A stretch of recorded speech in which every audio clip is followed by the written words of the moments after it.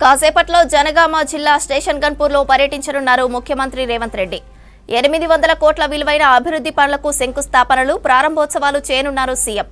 200 కోట్లతో నిర్మించనున్న young India integrated residential schools complex, 45 కోట్లతో నిర్మించనున్న 100 పడకల హాస్పిటల్ బిల్డింగ్, 26 కోట్లతో డివిజనల్ ఆఫీస్ కాంప్లెక్స్ నిర్మాణంతో పాటు పలు అభివృద్ధి పనులకు స్టేజ్ దగ్గరే శంకుస్థాపన చేస్తారు సీఎం.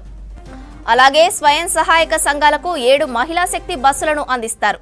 ఆ తర్వాత శివునిపల్లి దగ్గర ఏర్పాటు చేసిన బహిరంగ సభలో పాల్గొంటారు సీఎం. ఇందుకు సంబంధించిన ఏర్పాట్లను ఇప్పటికే పూర్తి చేశారు అధికారులు. సభకు భారీగా జన సమీకరణ చేస్తున్నారు పార్టీ నేతలు. కాసేపట్లో జనగామ జిల్లా స్టేషన్ గన్పూర్లో పర్యటించనున్నారు ముఖ్యమంత్రి రేవంత్ రెడ్డి. 800 కోట్ల విలువైన అభివృద్ధి పనులకు శంకుస్థాపనలు, ప్రారంభోత్సవాలు చేయనున్నారు సీఎం. 200 కోట్లతో నిర్మించనున్న young India integrated residential school complex, 45 కోట్లతో నిర్మించనున్న 100 పడకల హాస్పిటల్ బిల్డింగ్, 26 కోట్లతో డివిజనల్ ఆఫీస్ కాంప్లెక్స్ నిర్మాణంతో పాటు పలు అభివృద్ధి పనులకు స్టేజ్ దగ్గరే శంకుస్థాపన చేస్తారు సీఎం. ఇక ఇదే అంశానికి సంబంధించి మరింత సమాచారం కృష్ణమోహన్ అందిస్తారు. Krishnamohan, over to you. సేపట్లో ముఖ్యమంత్రి రేవంత్ రెడ్డి స్టేషన్ గన్పూర్లో పర్యటించున్నారు. దాదాపు 800 కోట్ల రూపాయల అభివృద్ధి పనులకు ఆయన శంకుస్థాపన చేస్తారు. అదేవిధంగా ఇందిరా మహిళా శక్తి మహిళలకు ఆర్థిక స్వావలంబన కల్పించే విధంగా కూడా అనేక కార్యక్రమాలు చేపట్టింది. అందులో భాగంగా ఆర్టీసీలో కూడా వాళ్ళను భాగస్వాములు చేస్తుంది. అందులో భాగంగా జనగామ జిల్లాకు సంబంధించి 7 బస్సులను, ఆర్టీసీ బస్సులను మహిళలకు అందించున్నారు. అవి కూడా ఇదే సభ ప్రాంగణంలో మహిళా గ్రూపులకు అందించనున్నారు. అదేవిధంగా ఇక్కడ అభివృద్ధి కార్యక్రమాలకు సంబంధించి కూడా దాదాపు 800 కోట్ల రూపాయలకు ఆయన వర్క్స్ అన్ని కూడా శంకుస్థాపన చేయనారు. దానికి సంబంధించినటువంటి ఏర్పాట్లన్నీ జరుగుతున్నాయి. మరోవైపు ముఖ్యమంత్రి పాల్గొనేటువంటి బహిరంగ సభకు సంబంధించినటువంటి ఏర్పాట్లన్నీ కూడా జరిగాయి. దాదాపు 50,000 మందితోటి ఈ సభను నిర్వహించనున్నారు. ముఖ్యమంత్రి రేవంత్ రెడ్డి పర్యటనకు సంబంధించి మరికొద్దిసేపట్లో రానున్న నేపథ్యంలో సభ పర్యవేక్షణిస్తున్నటువంటి స్థానిక ఎమ్మెల్యే కడియం శ్రీను ఆయనతో మాట్లాడదాం. సార్, స్టేషన్ గన్పూర్కి సంబంధించి దాదాపు 800 కోట్ల రూపాయలకు సంబంధించినటువంటి అభివృద్ధి పనులు జరుగుతుంది. ఇంత భారీ స్థాయిలో నిధులు రావడానికి కారణం కావచ్చు, ఏమేమి వర్క్స్కి సంబంధించినటువంటి చేస్తున్నారు? స్టేషన్ గన్పూర్ నియోజకవర్గంలో మొట్టమొదటిసారిగా భారీ బహిరంగ సభను నిర్వహించడం జరుగుతున్నది. ముఖ్యమంత్రి గారు అభివృద్ధి కార్యక్రమాల శంకుస్థాపనలో పాల్గొనడం, సంవత్సర కాలంలోనే 800 కోట్ల రూపాయల విలువైన అభివృద్ధి పనులకు శంకుస్థాపన చేయడం జరుగుతున్నది. ఇది స్టేషన్ గన్పూర్ నియోజకవర్గంలోనే ఒక గుర్తుండిపోయే రోజు, ఒక చిరస్మరణీయమైన రోజు అని చెప్పడంలో ఎలాంటి సందేహం లేదు. ఏనాడు కూడా స్టేషన్ గన్పూర్ నియోజకవర్గానికి ముఖ్యమంత్రి గారు స్వయంగా వచ్చింది ఈ 10 సంవత్సరాల బీఆర్ఎస్ పాలనలో కానీ,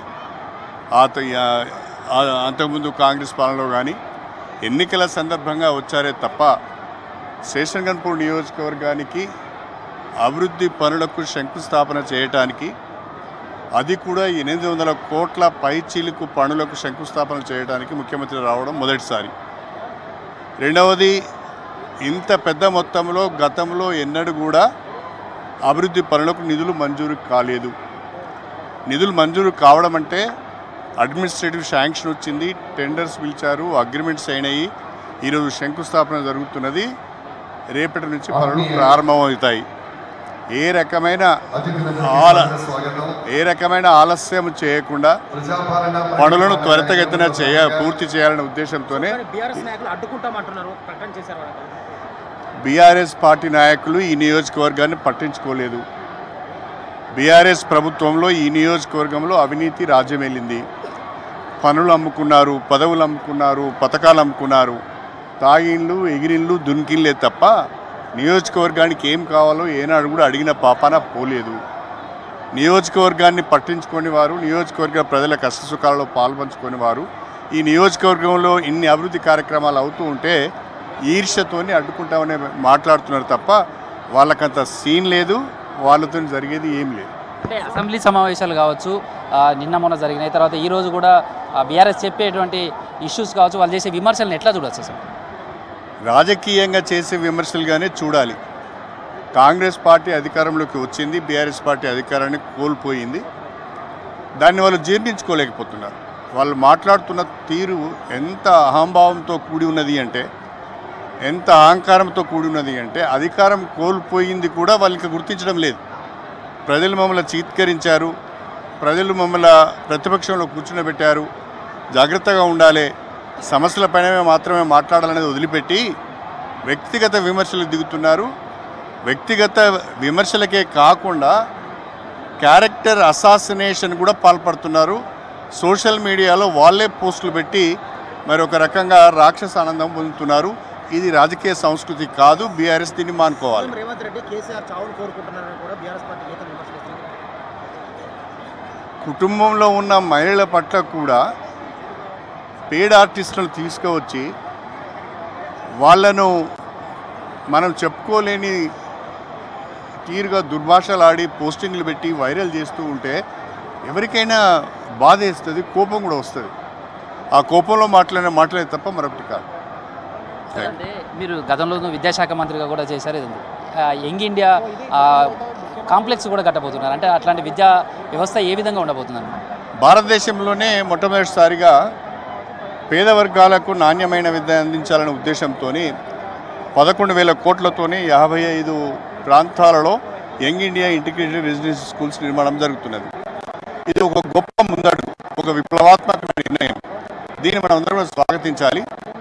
ఒకే క్యాంపస్లో ఎస్సీ, ఎస్టీ, బీసీ, మైనారిటీ 4 గురుకులాలు కూడా పనిచేసే అవకాశం ఉంటుంది. అందరికీ నాణ్యమైన విద్య అందే అవకాశం ఉంటుంది. అంతర్జాతీయ ప్రమాణాలతో చేస్తున్నాం. దానికి కూడా ఏడుపెందుకు అర్థం కావడం లేదు. సార్, అంటే మీరు చాలా సంవత్సరాలు స్టేషన్ కన్పూర్ నుంచి ప్రాతినిధ్యం వహిస్తున్నారు. ఇప్పుడు ఈ స్థాయిలో నిధులు రావడం కావచ్చు, దీంతో భవిష్యత్తులో ఏ విధంగా మారబోతుంది అనుకుంటారు?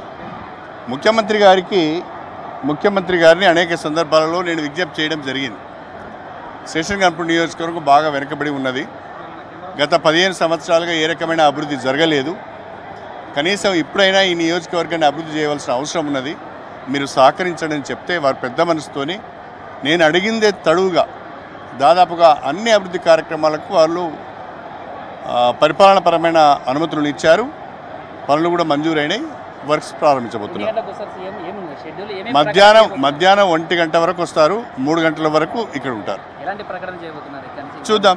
ప్రస్తుతం అయితే స్టేషన్ కన్పూర్కు సంబంధించి ముఖ్యమంత్రి 1 గంటకు రానున్నారు. 2 గంటల పాటు స్టేషన్ కన్పూర్లో ఆయన పర్యటన ఉంటుంది. ఈ పర్యటనలో భారీగా నిధులు మంజూరు చేయడంతో పాటు ఆ పనులకు సంబంధించినటువంటి శంకుస్థాపనలు చేయబోతున్నారు. సేమ్ టైంలో అసెంబ్లీ సమావేశాల తర్వాత మధ్యలో జరుగుతున్నటువంటి బహిరంగ సభ కావడం, ముఖ్యమంత్రి ఏం మాట్లాడబోతున్నారు అనేది ఆసక్తి చాలామందిలో ఉన్నాయి. నిన్నటి జరుగుతున్నటువంటి రాజకీయ పరిణామాలు కావచ్చు, లేదా వరంగల్ ఉమ్మడి జిల్లాకు సంబంధించినటువంటి పాలిటిక్స్, వీటన్నిటి మీద కూడా ముఖ్యమంత్రి రేవంత్ రెడ్డి స్పందిస్తారనే అభిప్రాయం వ్యక్తమవుతుంది. సేమ్ టైంలో స్టేషన్ కన్పూర్కు సంబంధించి గతంలో ఎన్నడూ లేనంతగా భారీ నిధులు తీసుకొచ్చాం, స్టేషన్ కన్పూర్ అభివృద్ధి చేయడమే తన లక్ష్యం అనేది కడియం శ్రీహరి చెప్తున్నారు. సేమ్ టైంలో బీఆర్ఎస్ నేతల విమర్శలను కూడా ఆయన తిప్పికొడుతున్నారు. కేవలం ఇన్నేళ్ళు స్టేషన్ కన్పూర్ అభివృద్ధిని విస్మరించినటువంటి బీఆర్ఎస్ నేతలు కావాలనే స్టేషన్ కన్పూర్ అభివృద్ధి జరుగుతుంటే చూసి ఓర్వలేకనే ఇలాంటి విమర్శలకు పాల్పడుతున్నారనేది ఆయన విమర్శిస్తారు. మొత్తానికైతే 1 గంటకు ముఖ్యమంత్రి రేవంత్ రెడ్డి రాన్నారు. ఇక్కడికి వచ్చిన తర్వాత బహిరంగ సభలో ఆయన మాట్లాడుతున్నారు. దానికి కంటే ముందు కూడా అనేక అభివృద్ధి కార్యక్రమాల శంకుస్థాపన, ఇందిరా మహిళా శక్తి పథకంలో భాగంగా మహిళా సంఘాలకు సంబంధించినటువంటి డిస్ట్రిబ్యూషన్, ఆర్టీసీ బస్సులే కావచ్చు, ఇంకా కొన్ని సంక్షేమ పథకాలకు సంబంధించినటువంటి డిస్ట్రిబ్యూషన్ కూడా ఆయన ఇక్కడి నుంచి చేయనున్నారు. శ్రవంతి.